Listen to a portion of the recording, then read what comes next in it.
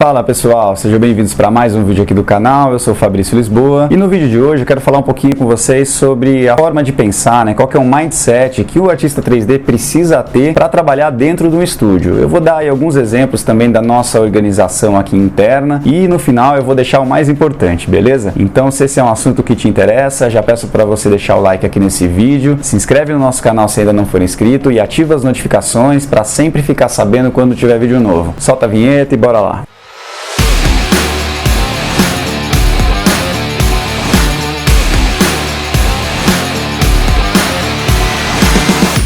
Seguinte, pessoal, eu acho que aí a grande diferença, entre um artista trabalhar por conta e trabalhar dentro do estúdio é essa questão aí do mindset realmente, Se você é um freelancer, o único contato que o seu cliente vai ter com o seu trabalho vai ser a imagem final que você está entregando para ele, Seja se você atende aí um escritório de arquitetura, ou se você estiver terceirizando as suas imagens para o estúdio.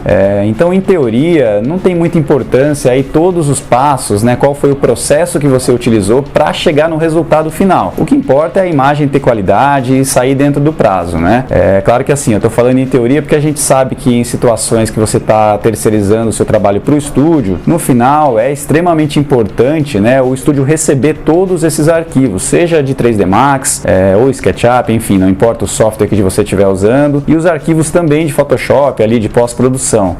Já aconteceu aqui na Esfera de alguns projetos de 3, 4, até mais tempo voltar, seja porque sofreu alterações, ou se, por exemplo, a gente fez a fase 1 e vai fazer a fase 2 e muita coisa é repetida, às vezes, inclusive, a mesma torre, a mesma arquitetura se repete. Então, todos esses arquivos a gente precisa ter backupados para essas situações. E aí a questão da organização, obviamente, ela é fundamental, independente se você é autônomo, freelancer ou se você trabalha no estúdio, mas a questão aí da forma de pensar, o mindset para trabalhar dentro do estúdio é o que pega. Aí que está a grande diferença. Por quê, pessoal? Se você é autônomo, ninguém mais vai trabalhar no seu arquivo, Você começou a imagem e você que vai trabalhar nesse arquivo até o final. A partir do momento que você trabalha com uma equipe, com mais pessoas, a gente nunca sabe uma situação onde você vai precisar trabalhar no arquivo de alguém ou se alguém vai precisar trabalhar num arquivo que era seu, Vamos imaginar uma situação que você fique doente, precise faltar, ou se você tirou aí alguns dias de férias, O trabalho, ele não pode parar. Então, alguém vai ter que assumir ali as imagens que você estava tocando. E nessa situação, o que eu sempre falo aqui para minha equipe, é extremamente importante a gente trabalhar no arquivo e ter ali a sensação que é um arquivo nosso. É por isso que a gente tem diversos processos, diversos padrões, seja de nomenclatura, padrões de modelagem, padrões também de iluminação, para justamente não perder tempo, Imagina você abrir um arquivo ali e tá tudo bagunçado, não tá nada nomeado, ou tá nomeado com um padrão que você não tá acostumado. Isso tudo aí seria muito prejudicial, A gente iria atrasar os trabalhos e iria ter uma perda grande aí, tanto de qualidade, inclusive financeira no fim das contas. Então, ao longo dos anos, pessoal, aqui no estúdio, a gente foi desenvolvendo aí vários processos, E todo mundo que começa a trabalhar aqui com a gente precisa passar aí algumas horas já estudando, A gente tem aqui alguns manuais para já se adaptar e entender que realmente a partir do momento que você está trabalhando com outras pessoas, precisa realmente respeitar todas essas questões. Por exemplo, em relação aí à nomenclatura, para os ambientes internos, a gente sempre vai colocar prefixos,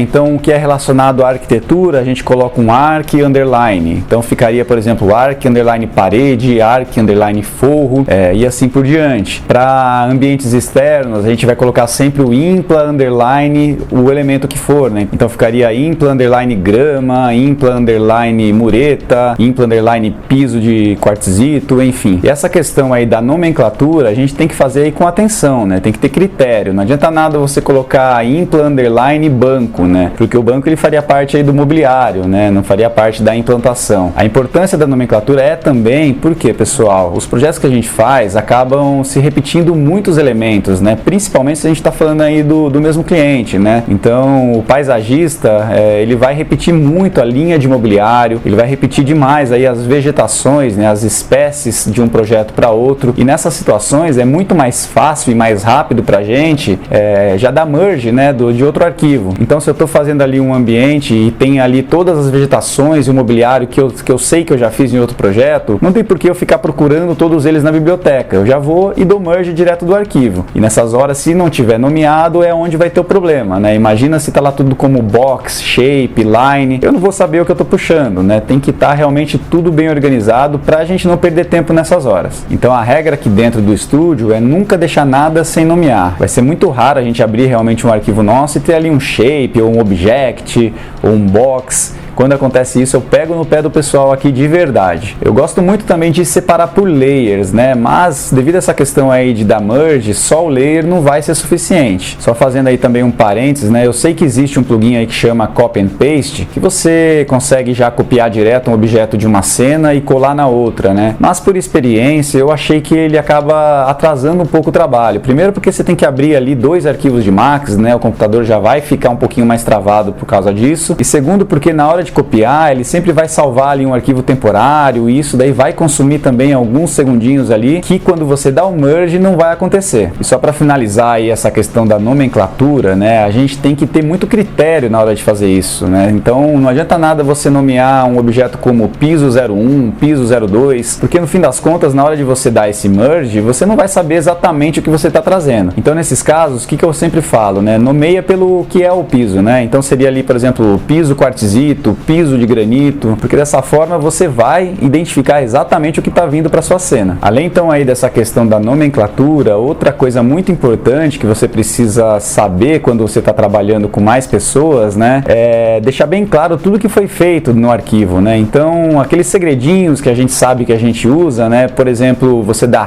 hide em algum objeto, ou se você está com mais de uma câmera no arquivo, você acende uma luz determinada para uma câmera. Se a gente não tiver essa comunicação aí muito bem clara dentro do estúdio, vai correr o risco realmente de quando uma pessoa pegar o arquivo de outra, ela não encontrar, né, essas questões, né? Por exemplo, também aí um edit poly de uma parede, dependendo da posição da câmera, a gente pode ali mover uma parede, né, ou tirar algum objeto da frente. Essa comunicação interna, ela precisa ser muito bem feita, pessoal, para a gente não ficar batendo cabeça aí em situações de pegar o arquivo de outra pessoa. Outra coisa aí que é importante a gente fazer aqui dentro do estúdio é sempre minimizar ao máximo aquelas correçõezinhas que a gente faz na pós-produção, né? Então, um objeto que ficou voando, ou alguma coisa que ficou atravessando a parede, alguma cor ali que ficou errada. É claro que essas correções na pós-produção vão acontecer, mas nesses casos eu já peço aqui para o pessoal da minha equipe abrir o arquivo de 3D e já fazer essa correção. Porque se tiver, por exemplo, um objeto voando e você corrigiu ali na pós-produção só para finalizar a imagem, mas não corrigiu no arquivo, é aquela típica situação que se alguém tiver que trabalhar nesse arquivo depois, muito dificilmente ela vai perceber. E aí corre o risco da imagem errada para o cliente. Então essa é uma questão aí muito importante também, minimizar ao máximo esses ajustes, nessas gambiarras que a gente faz, e também em situações quando vai ter filme, né? Muitas vezes a gente faz a imagem, entrega a imagem em alta resolução, fez ali aquela correção na pós-produção e tá tudo lindo, né? Só que depois a gente vai renderizar a animação, e a pessoa que vai fazer ali a câmera animada, enfim, que vai cuidar da parte de vídeo, ela sempre espera que o arquivo venha redondo, né? Que não venha aí com essas pegadinhas, vamos dizer assim. E também em relação aí à técnica de iluminação e pós-produção, para trabalhar em estúdio, pessoal, a gente precisa realmente ter alguns padrões, né? Então eu criei aqui alguns processos, algumas técnicas que são sempre as mesmas, né? Pelos mesmos motivos, para não ter problema ali se você precisar trabalhar no arquivo de outra pessoa, enfim. E para finalizar, pessoal, acho que o mais importante, na verdade, desse vídeo, é que eu sempre falo com todos aqui também, é que para você trabalhar dentro de um estúdio, você não pode ter aí problema de ego. O que eu quero dizer com isso, né? Muitas vezes a gente faz uma imagem, a gente ali fica muito feliz ali, apaixonado com aquela cena que você conseguiu,